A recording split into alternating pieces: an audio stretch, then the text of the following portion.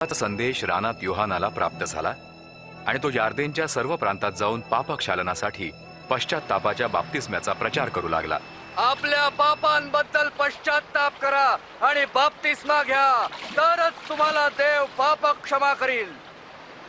ज्या यशया संदेष्टाच्या पुस्तकात लिहिलं आहे, रानात कोणीतरी ओरडत आहे की देवासाठी मार्ग तयार करा, त्याच्या प्रवासासाठी मार्ग सरळ करा।